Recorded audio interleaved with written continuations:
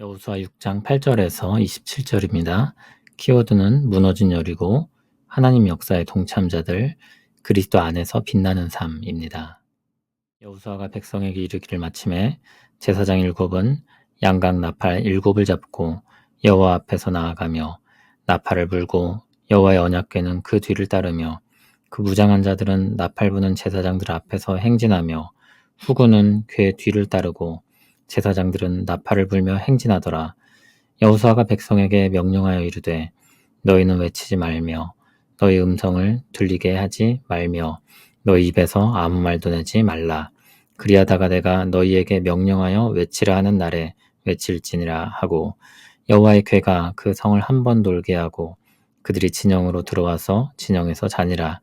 또 여호수아가 아침에 일찍 일어나니 제사장들이 여호와의 궤를 메고 제사장 7은 양각 나팔 7을 잡고 여호와의 궤 앞에서 계속 행진하며 나팔을 불고 무장한 자들은 그 앞에 행진하며 후군은 여호와의 궤 뒤를 따르고 제사장들은 나팔을 불며 행진하니라.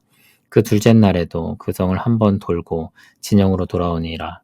엿새 동안을 이같이 행하니라. 일곱째 날 새벽에 그들이 일찍이 일어나서 전과 같은 방식으로 그 성을 7번 도니 그 성을 7번 돌기는 그날뿐이었더라. 7번째 제사장들이 나팔을 불 때 여호수아가 백성에게 이르되 외치라. 여호와께서 너희에게 이 성을 주셨느니라. 이 성과 그 가운데 있는 모든 것은 여호와께 온전히 바치되 기생 라합과 그 집에 동거하는 자는 모두 살려주라. 이는 우리가 보낸 사람들을 그가 숨겨주었음이니라.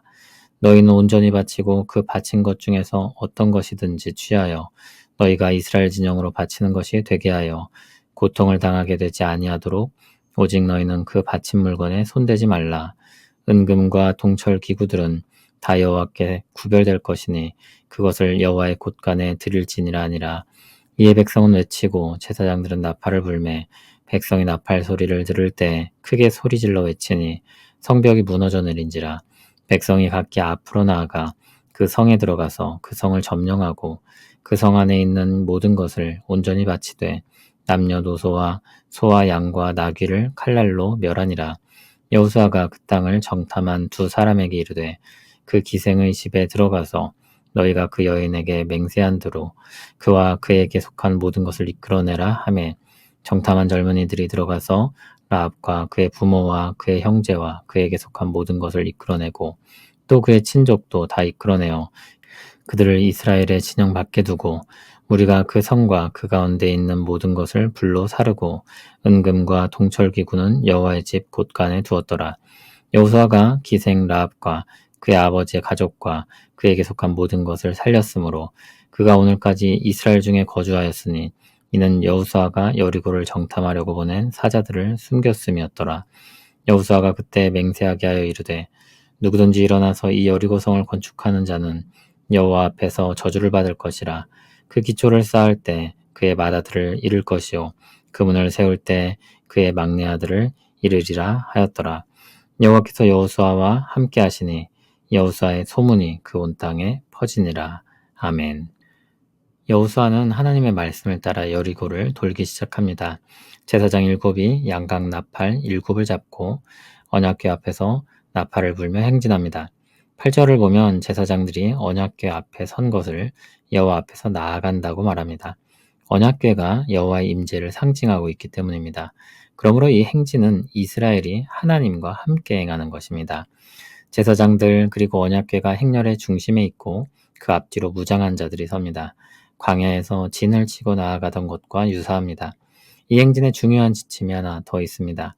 10절을 보면 침묵하는 것입니다. 마지막 나팔이 울리고 크게 외치기 전까지 이 행렬은 아무 소리를 내지 않습니다. 하나님이 말씀하신 대로 첫째 날부터 여섯째 날까지는 성을 한 번 돌았고 진영으로 돌아왔습니다. 매일 아침이 되면 일찍 일어나서 똑같이 행진을 했습니다. 일곱째 날 새벽 어김없이 여호수아와 백성들은 일찍 일어났고 이전과 같은 행렬로 성을 돌았습니다. 다만 이번엔 7번을 돌았고 7번째에 제사장이 나팔을 불 때 여호수아는 백성들에게 외치라고 명령했습니다. 외치라. 여호와께서 너희에게 이 성을 주셨느니라. 그 성을 얻게 하실 때 그들이 해야 할 일이 있었습니다. 그 성과 그 가운데 있는 모든 것은 여호와께 온전히 바쳐야 했습니다. 온전히 바치는 방식은 번제와 같았습니다. 번제를 드릴 때 제물을 완전히 태워버렸듯이 여리고에 있는 모든 것을 진멸하는 것입니다. 17절에 바친다는 말은 히브리어로 헤렘이라고 하는데 바친다는 의미로도 쓰이고 완전히 멸한다는 의미로도 쓰입니다. 하나님께 바쳐지는 것을 남김없이 없애버려 그 누구의 소유도 되지 못하게 하는 것입니다. 그리하여 이 모든 것이 하나님께 바쳐졌음을, 하나님의 소유임을 나타내는 것입니다. 그런 의미에서 바친다는 것과 멸한다는 것이 같은 표현으로 사용되는 것입니다.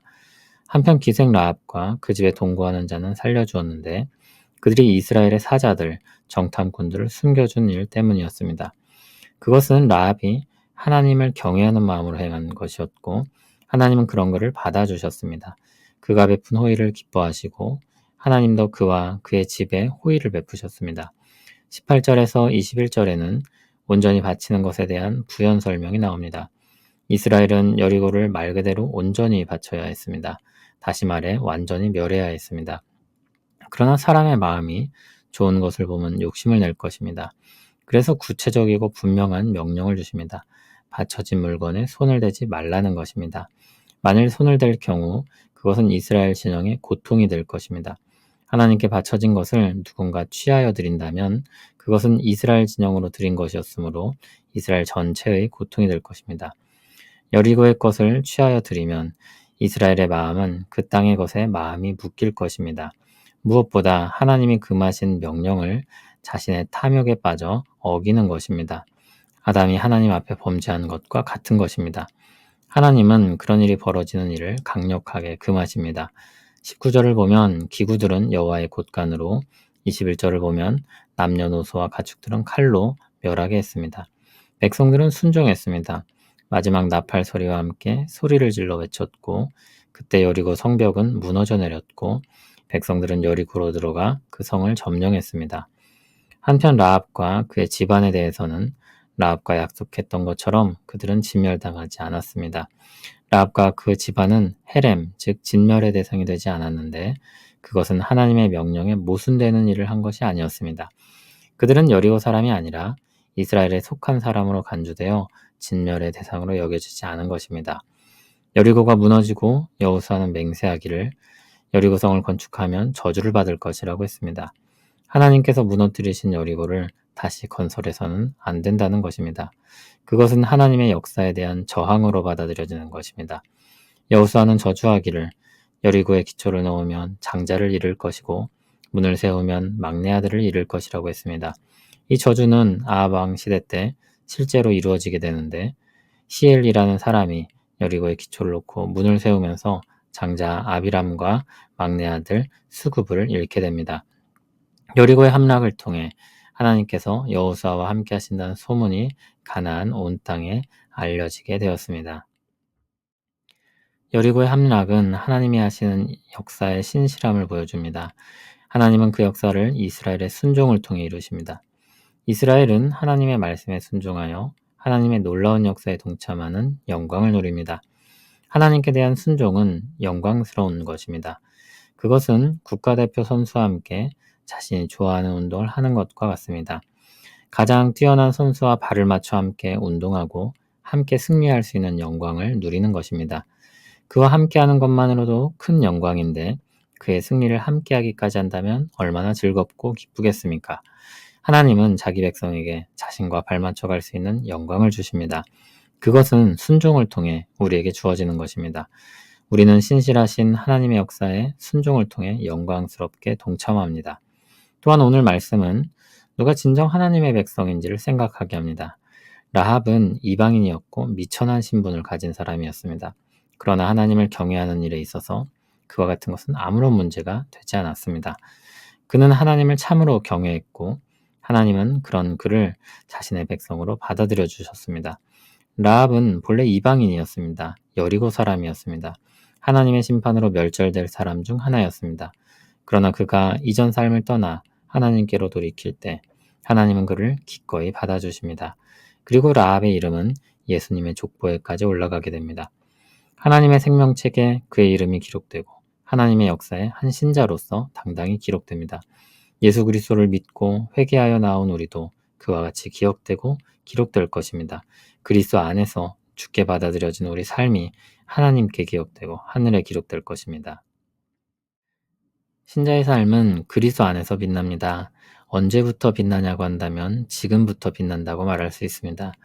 주님은 아직 보잘것없는 무리와 제자들을 향해 그들이 세상의 소금이고 세상의 빛이라고 말씀하셨습니다. 그들은 아직 자신들이 어떤 은혜를 입는지 알지도 못하고 있었지만 그들은 주 안에서 세상의 본래 가치를 드러내는 소금과 같고 산 위에 있는 동네가 되어 온 세상을 비치게 할 것이었습니다. 하나님께서 그들과 함께 하심으로 그와 같은 일을 이루실 것이기 때문입니다. 그러므로 우리는 영광스럽게 부름받은 사람들임을 기억하며 순종함으로 하나님 역사에 동참해야 할 것입니다. 그리스도를 보내시고 성령님을 신자들에게 주신 하나님은 우리를 통해 복음의 역사를 일으키십니다. 각 사람이 주 안에서 새롭게 되고 주의 백성으로 자라가고 살아가며 우리 모든 삶과 입을 통해 복음이 전파되게 하시고 교회의 예배를 통해 영광을 받으시기로 하셨습니다. 그 복음의 역사가 우리 안에 더 풍성하기를 간절히 소원합니다. 하나님 아버지, 우리가 주님의 역사에 동참하는 영광을 누리게 하시니 감사합니다. 우리가 세상의 소금과 빛으로 부름을 받았습니다. 주님을 비추고 주님께서 주신 질서를 따라 이 세상을 아름답게 하는 일을 주셨습니다. 그것을 잘 감당할 수 있도록 지혜와 힘을 주시옵고 또 인내하게 하시고 주님을 따라서 살아가는 우리 되게 하여 주시옵소서. 주님께 모든 영광을 돌려드리기를 원합니다. 예수님 이름으로 기도합니다. 아멘.